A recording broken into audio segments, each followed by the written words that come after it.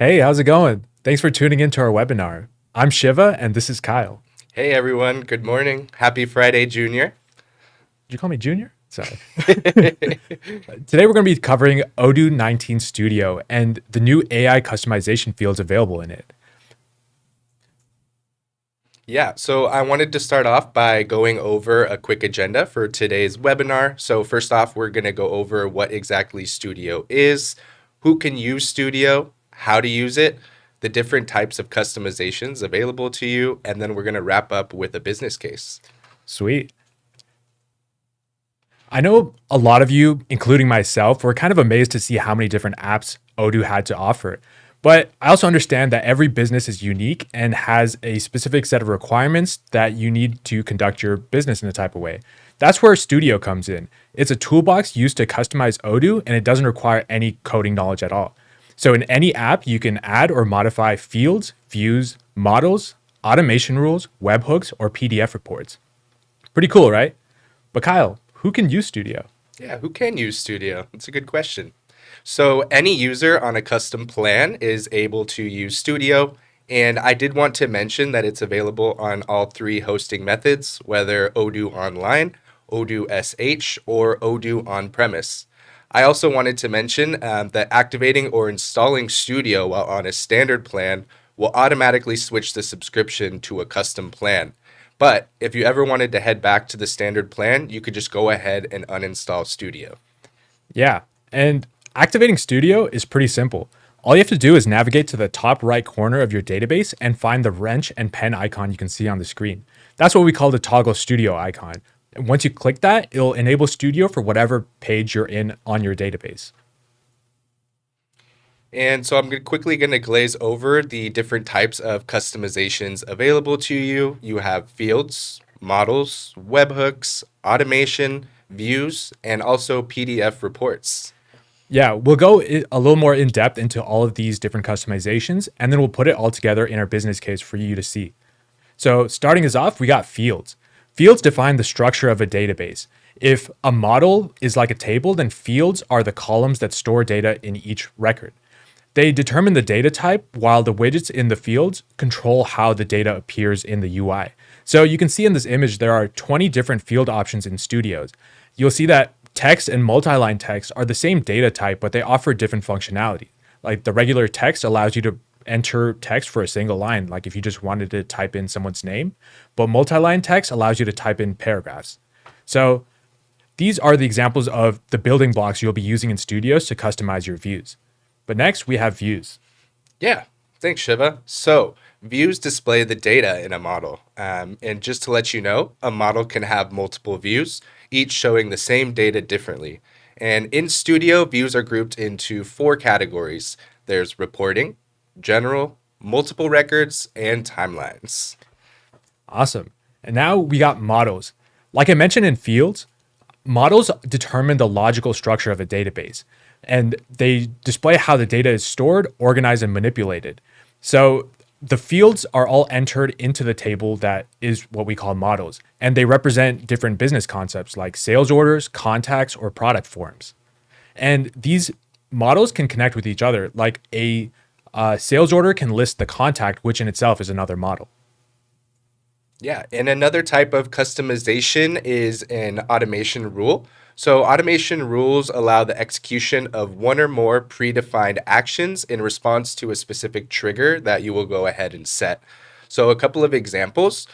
You can go ahead and create an activity when a field is set to a specific value, or you can archive a record 7 days after its last update. Yeah, in the example that Kyle just shared, when a field is set to a specific value, in this case would be the trigger, and creating an activity would be the action as a result of that trigger. This also leads us to webhooks, which are very similar to automation rules, except that the initial trigger comes from an external system or source. So when a data file is sent to Odoo's webhook via an API request from, let's say, a custom website, then a predefined action will be triggered in your database. So an example of this can look like if someone enters their email on your custom website, you can have them send a post API request to your webhook URL, which would trigger an action like adding them to your contacts list or adding them to your mailing list. So that would be the action defined by the webhook in Studio. All right. And last but not least, we have PDF reports. So within Studio, you can edit any existing PDF report, whether that be invoices, quotations, purchase orders, or you can simply go ahead and create a new one from scratch. Awesome. And those are a couple of the basic customizations you can use with Studio. And now when we put it all together, we have an end-to-end CRM workflow that we're going to show to you. We'll start up with setting up custom fields in CRM opportunities, and then we'll use an AI field to conduct sentiment analysis of that opportunity by reading messages in the chatter. Then we can use automation rules to automatically update those tags based on the sentiment. And then once we've created a quote from that opportunity, and now we're in the sales app, we can use a custom AI action to generate a project summary report from whatever chatter information was listed in the opportunity. Then lastly, we can put it all together into a quote so your customers can see a generated project summary in the PDF quote once you send that quote out to them. Sounds like fun. Let's hop right in. Let's get started.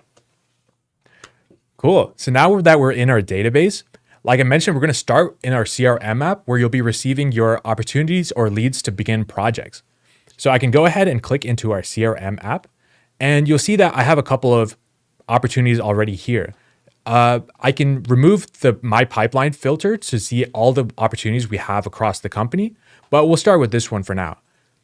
Now, you want to enter into a specific opportunity before you access the toggle studio icon because this is the model that you want to make adjustments to. So I can simply click on toggle studio icon and you'll see that a little pop-up message appears saying toggle studio. Once I go ahead and click that, we can now have access to all these new fields to customize our layout. So a couple of things you might want to change about this layout might be, let's say you want to know when this opportunity was first created. Right now, we can scroll all the way down to our chatter to see that the lead or opportunity was created on May 5th, 10:42 a.m., but we would like to be able to see it at a quicker glance. And to do that, we can pull in related information from that from the opportunity by dragging our related fields. So I can go ahead and let's just drag it all the way to the top right here. And since we want to find out when this opportunity was created, I can just type in created, and you'll see that created on is a related field that we can pick. So I'll go ahead and choose that. And awesome, now you see that May 5th, 10:42 a.m. is just displayed right there. That's awesome. Yeah, it is, Kyle. I'll go ahead and change the label to say created on. I guess it already said that, but I'll just go ahead and enter that anyways. Yeah, and other things you might want to change for your opportunity. We see that we have Acme Corporation listed as a contact here, but in a lot of projects, you might be working with multiple contacts from the same company, and just listing Acme Corporation doesn't help you keep track of which contacts are associated with this project. To add related contacts or a list of more contacts, we can use our many-to-many field. This means you're able to link many different types of models into a table to display the information that you want. So since we're looking to add contacts, the model that we want to choose would be contact. So I could go ahead and type in contact, and you'll see that it's displayed right there. Once I confirm that, you'll see a mini table appears right here. I'll go ahead and change the label to say related contacts and press enter to save. Now, once I close out of Studio, we'll see how this can actually work. In this related contacts table, I can now add a line, and you'll see that it pulls up a display of all the contacts that we have within our database. And for this specific project, let's say we're working with Addison and Douglas from our Acme Corporation. So I'll go ahead and select those and then add them to our opportunity. Awesome. Now that they're listed here, we can go on to back into Studio to customize it a little bit more. Because the template that we're editing we're doing it through Studio, these changes apply to not only all these opportunities that you have already created, but every opportunity moving forward. So this is editing the general template for the opportunity model. So you only have to do this once. Yes, you only have to do this once. Exactly, Kyle. Great. So let's say that you want to have a checklist that your salespeople go to look at for every opportunity that comes across their way. So on these on this bottom tabs right here, we have notes and extra info by default, but let's say you want to add a lead checklist. So we'll click on this plus icon right here, which will create a new tab. And when I click into that, we can change the label. I'll call it lead checklist. And now within this tab, I can add in new fields that we want our salespeople to go through. For example, let's put a checkbox in so we know when our salesperson has introduced themselves to the customer. So I'll say as a label, introduced, question mark. So now if someone else is coming to look at this opportunity and this box is not checked, that means no one's introduced themselves to the customer. So we should get on that. But let's say after that's been done, we want to also know if the customer has responded. And we can do that with the selection tool. And we would just want to enter the options yes or no. And I can update that. And we'll call this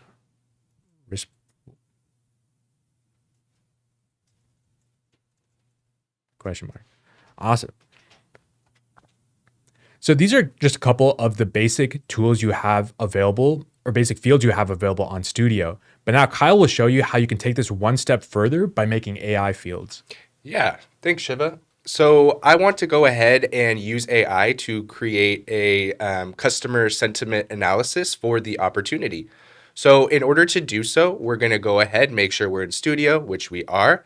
Then we're going to go ahead and make sure to drag over the AI field to the desired location. All right.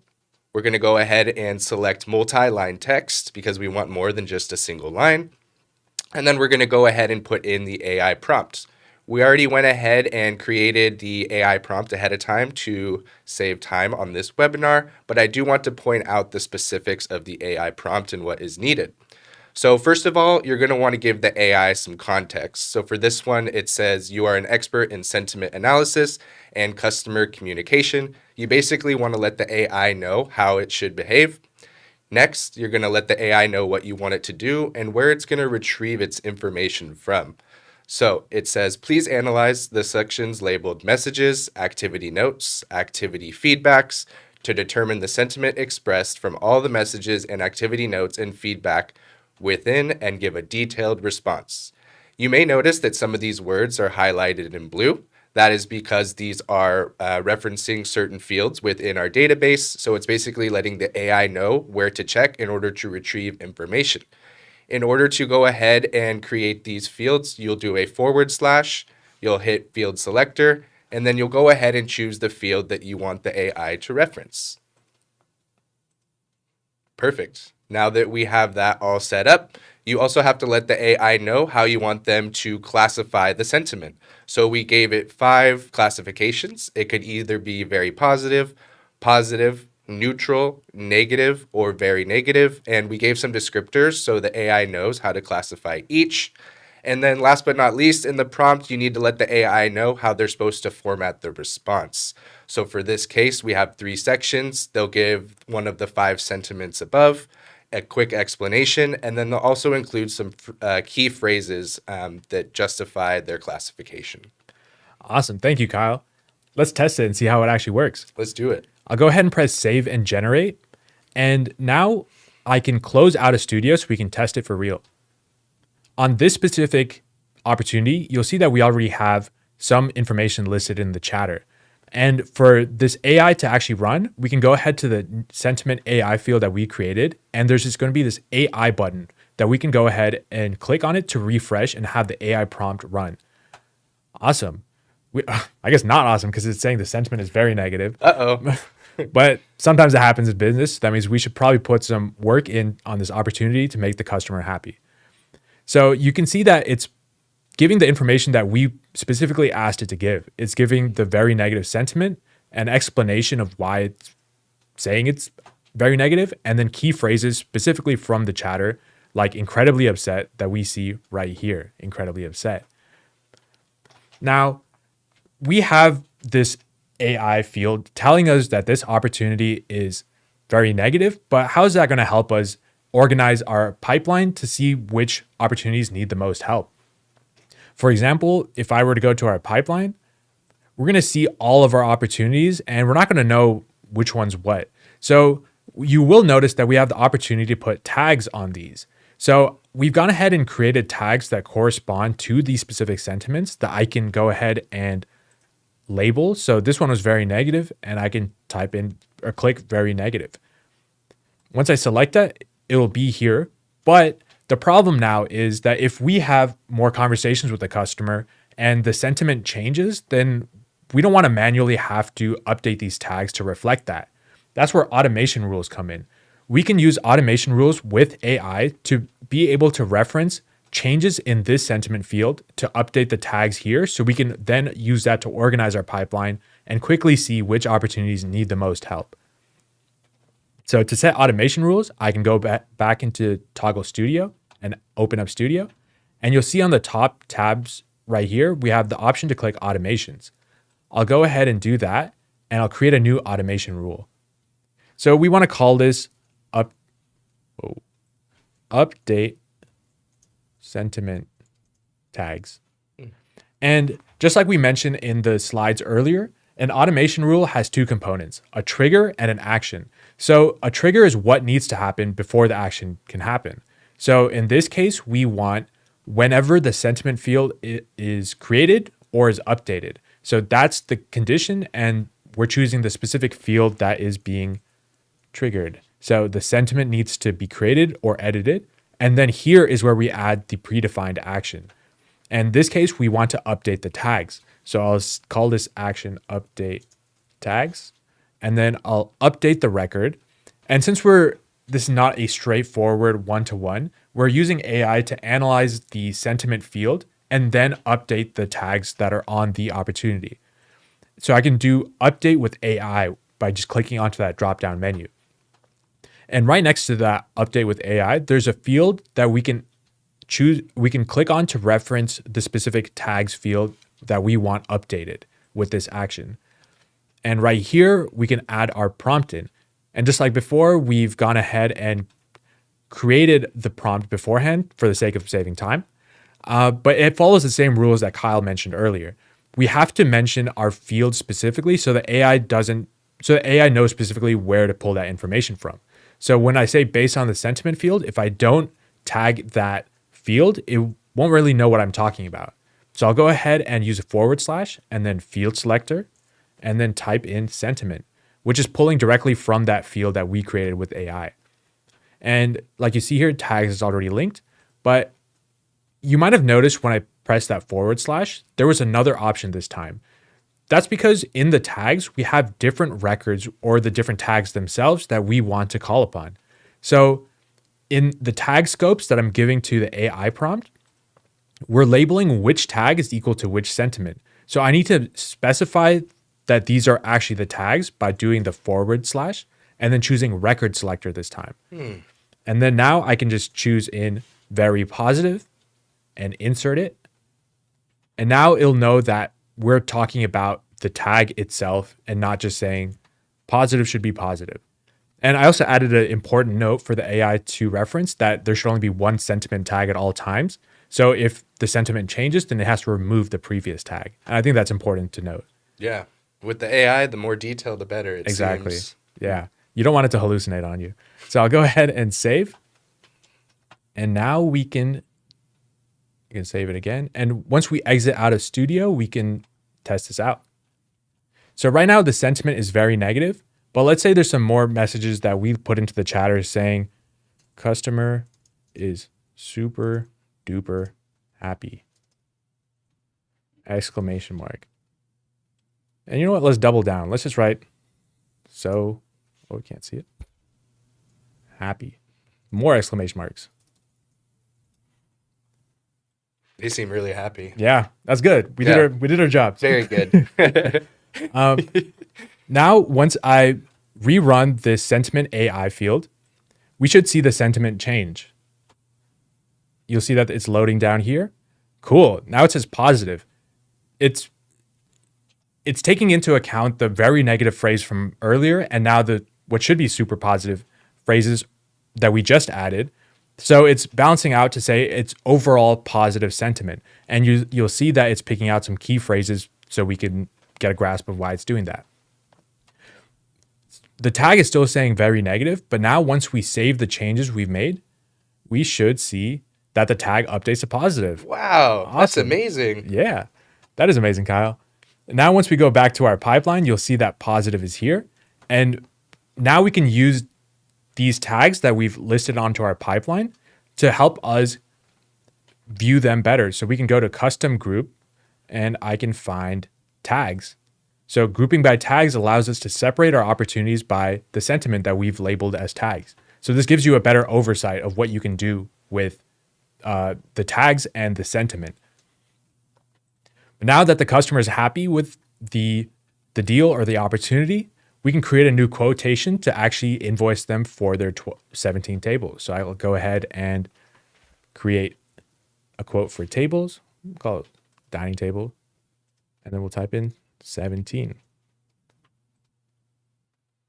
Awesome. Now what, Kyle? Perfect. So now we're going to go ahead and use a custom AI action in order to create a project summary on this quotation. So in order to do so, we're going to go ahead and toggle Studio. And at the bottom, we're going to go ahead and create a new tab, and we're going to title it Project Summary. Oh, where'd it go? Right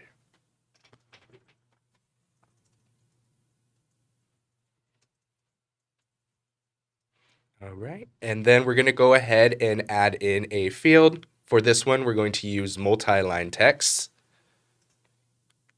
And we're going to title it Project Details.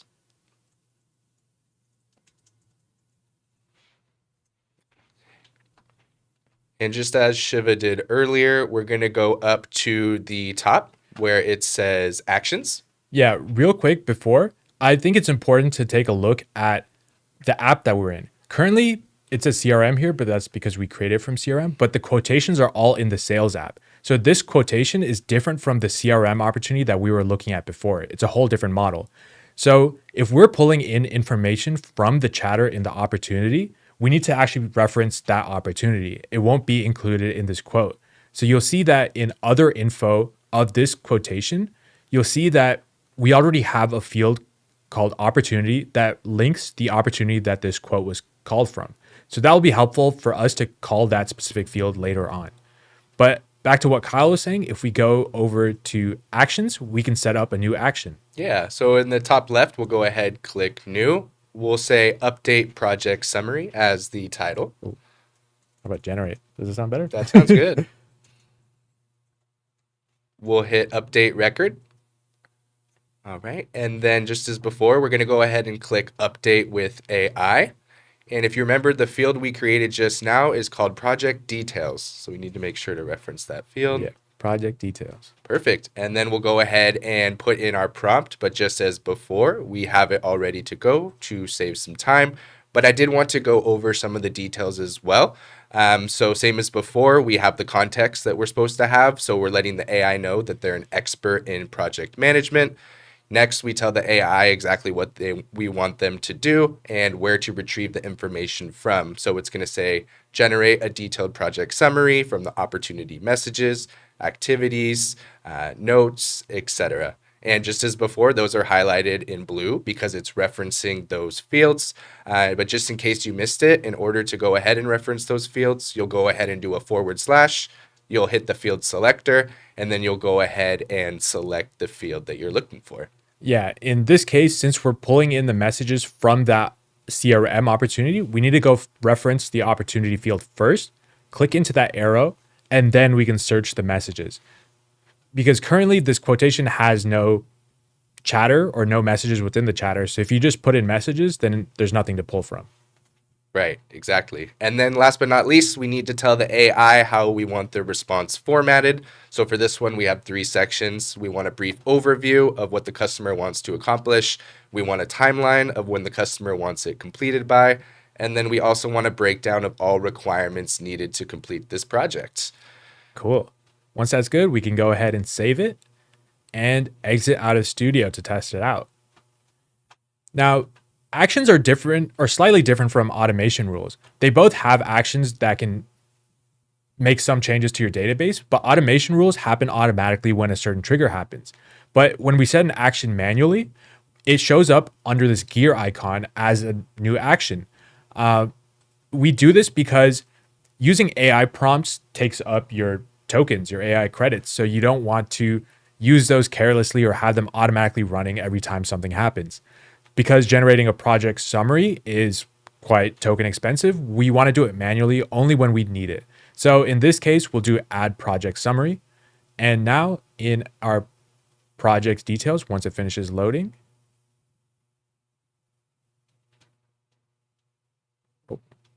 let's go ahead back into Studio to make sure we actually put it in the right field for our actions. So I think we actually labeled the wrong field as project scope. So I'll just go ahead and do project details. And then once I save it, then we can go back to trying it out. Always important to reference the correct field. Yeah. Otherwise, it's going to be updating some random field that you don't know where it's located, just like in this case. I'll go ahead and click Add Project Summary again. And then this time it works. Woohoo! Let's go.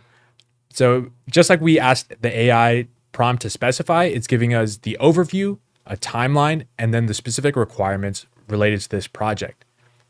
Now, it's nice to see this project summary for us internally, but let's say this is an agreed upon summary that you want to also send to your customer, because currently they can't view the back end of your database that we're seeing right now. So there's a way to include this in the PDF quotes that you send out to your customers. Going back into Studio, we can access that by just clicking on the Reports tab. Now here you'll see a list of all existing reports and the option to create new reports. But for now, we'll just be working with the PDF quote that already exists. You'll see that this is a template of all your quotations that get generated from Odoo or your sales app. And we want to add to this template. So I'll go ahead and just type out project scope. And this is just a title. But just like we've done before, the actual field that you want to reference, you would call with a / and then click field. And now the field we added was project details. So I'll just go type project, find project details, and then insert. And that's pretty simple. This doesn't need AI. So all you need to do is just link the field and make sure to press save. But once that's good, we can go ahead and close out of Studio. And we added our products in. So now when we want to send it to our customers, we can do send, but to see the PDF quote, we can just do print. And it's going to download a PDF, and I can go ahead and open it. And there you can see that we have a PDF of our products and then the project summary. Wow, like magic. That's pretty cool. Yeah. Now your customer can see what they're agreeing to purchase, a list of the timeline and any requirements that they've mentioned over the chatter to you as well. That concludes our webinar. Thank you for joining us, and we hope you'll consider using Studio in your Odoo database. Thanks, everyone. Have a good weekend.